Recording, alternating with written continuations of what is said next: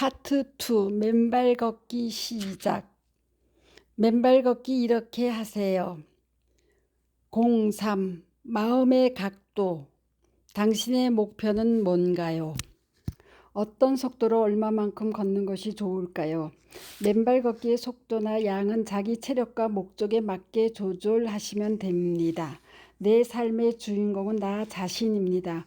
물론 객관적으로 어떤 게 맞느냐 하는 것도 때로 중요합니다. 그러나 안전과 관련된 기본적인 사항들을 숙지한 뒤에는 누구의 말이 가장 옳은가 하고 따지기보다는 나의 체력과 내가 원하는 방향성을 살피는 것이 더 중요합니다. 나의 체력에 맞게 선택하자. 체력에 자신이 있다면 좀 더 속도를 내고 걷는 양을 조금씩 늘려 나가셔도 괜찮습니다. 평소에 운동을 많이 하신 분이라면 좀 적응이 빠를 수도 있습니다. 바닥의 거친 정도와 맨발 걷기 시간, 맨발 걷기의 속도 등도 다양하게 경험해 보시고 자신에게 가장 잘 맞는 바닥과 맨발 걷기의 양을 정하시면 됩니다. 무리가 되지 않는다면 운동 효과를 위해서 좀 더 빨리 걷거나 달리시는 것이 기본적인 맨발의 효과 위에 운동 효과까지 있으므로 더 좋습니다. 어떤 분은 처음부터 1시간이나 2시간씩 맨발 걷기를 해도 전혀 불편한 것이 없이 잠도 잘 자고 스트레스도 해소된다고 합니다. 반면 체력이 약한데 무리하게 남들 하는 대로 따라서 하실 필요는 없습니다. 꼬마 시절 외에는 처음으로 맨발 걷기를 하는 분이나 질병 또는 통증이 있는 분이라면 좀 더 천천히 걸으시고 좀 더 부드러운 바닥을 선택하시는 것이 좋습니다. 심지어는 맨발로 걷지 않고 그저 땅바닥에 발이 닿아 있는 것만 해도 효과가 있습니다. 이런 분들은 맨발 걷기의 3가지 효과 중에서 접지 효과만 목표로 하는 것인데 이것도 괜찮습니다.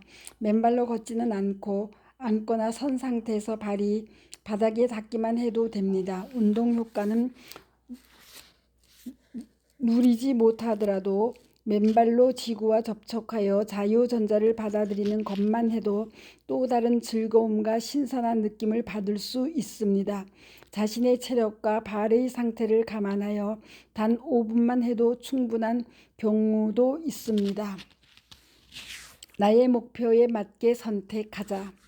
맨발 걷기를 명상하듯 자신의 마음을 정화하는 목적으로 하신다면 당연히 천천히 하시는 것이 좋겠죠. 걷기의 속도가 느려질수록 수많은 자극이 발바닥을 통과하여 다리와 척추를 지나 뇌까지 도달합니다.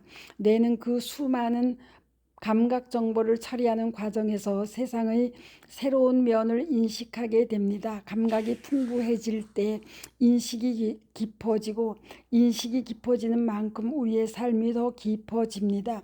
삶이 깊어질 때 우리는 개체적 자아에 덜 집착하게 되고 좀 더 높은 시선으로 더 멀리, 더 넓게 세상을 조망할 수 있습니다.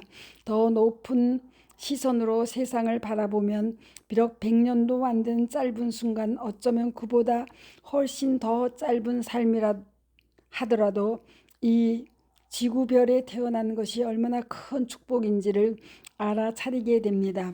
속도가 느려지면서 감각은 더 풍부해지고 인식은 깊어집니다. 이때 개체적 자아의 욕망에 휩쓸려 가던 급류에서 빠져나와 그 거친 물줄기를 고요하게 바라보는 시각을 갖게 됩니다. 한편 맨발 걷기를 운동으로 해야겠다고 마음먹었다면 맨발 달리기가 더욱 좋습니다. 다시 한번 맨발 걷기의 의미를 살펴봅시다. 맨발의 의미는 3가지가 있다고 말씀드렸습니다. 그 첫 번째는 접지, 두 번째는 풋코어, 근육 강화, 3번째가 지압 효과입니다. 이 3가지 효과 중에서 풋코어 근육을 강화하고 지압 효과를 더 크게 누려보겠다는 마음을 먹었다면 이런 분들은 좀 더 빨리 그리고 좀 더 거칠고 다양한 질감을 느낄 수 있는 바닥에서 맨발 달리기 하시기를 추천합니다. 거기에다가 유산소 운동 효과까지 목표를 잡으셨다면 당연히 속도가 빠른 것이 좋습니다. 대신 이렇게 맨발 달리기를 한다면 발 뒤꿈치에 충격을 주면서 쿵쿵 걸으시면 안 되겠죠. 조금 더 사뿐사뿐하게 걷거나 앞꿈치로 걷는 것을 추천합니다. 맨발 걷기 효과 3가지 중에서 어떤 것에 내가 더 큰 비중을 줄 것인지에 따라서 속도와 양, 바닥의 거친 정도 등을 달라집니다. 그 모든 것을 자기 목적에 맞게 정하시면 됩니다. 다시 한번 말하지만 자기 자신이 기준입니다. 자기 몸과 자기 목적이 기준이므로 그것에 맞게 걷기의 속도와 양을 선택하시면 되겠습니다. 조금 더 많거나 적더라도 약간의 불편을 겪을 수 있습니다. 그러나 대체로 일시적입니다. 안전에 관한 큰 원칙을 숙지하고 좀 더 꾸준히 하다 보면 대체로 제자리를 찾을 수 있습니다. 자기 자신을 믿고 몸이 하는 말에 귀를 기울여 보세요. 04. 맨발 걷기 주의사항. 맨발도 안전이 최고죠. 맨발 걷기는 접지만 잘 되는 곳이라면 어디라도 좋습니다. 그러나 몇 가지 꼭 주의하셔야 할 것이 있습니다. 여름철 한낮에는 아래와 같은 바닥을 정말 조심하셔야 됩니다. 아스팔트, 세멘트 바닥, 돌이 많은 바닥, 바위, 보도 블록.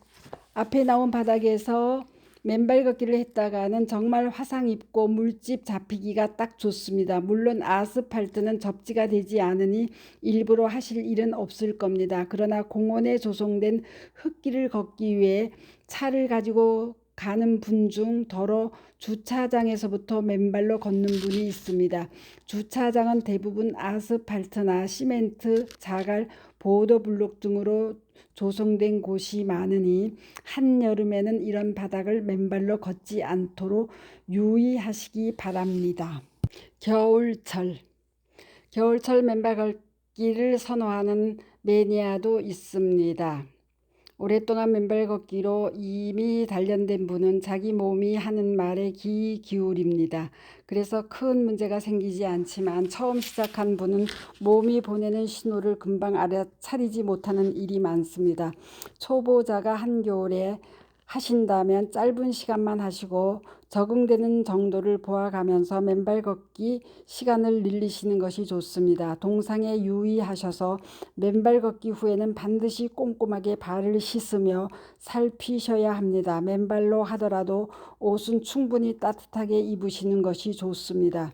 차가운 바닥에 맨발이 닿을 때 많이 불편하시면 접지 신발이나 접지 양말의 도움을 받는 것이 좋은 대안이 될 수 있습니다.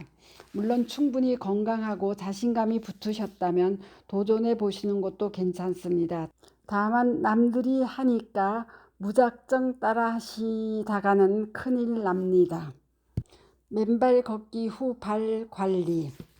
맨발로 걷는 것만큼이나 중요한 것이 걷고 난 뒤 발을 소중하게 가꾸는 것입니다. 맨발 걷기 후에 발을 씻으면서 상처가 있는지 어디 벌레 물린 데는 없는지 꼭 살피십시오. 티눈이나 굳은 살, 무지외반증으로 염증이 생기면서 아픈 부위, 족저근막염으로 통증이 있는 부위 등등 발의 전 영역을 주기적으로 살피면서 혹여나 평소와 다르게 문제가 있는 부분이 있다면 빨리 확인해서 전문의에게 상의하고 조기에 조치하는 것이 좋습니다. 발은 언제나 전신의 체중을 모두 감당하고 있습니다. 그동안 신발의 도움을 받다가 맨발 걷기를 하면 온전히 발 자체의 근력과 균형감만으로 체중과 움직임을 모두 떠받쳐 주어야 합니다. 이렇게 많은 수고를 하고 있는 발에게 따스하고 세심한 눈길을 주어야 하지 않겠습니까? 가끔씩은 발 마사지를 통해 발에게도 특별한 혜택을 주는 것도 좋습니다. 스토리양입니다. 감사합니다.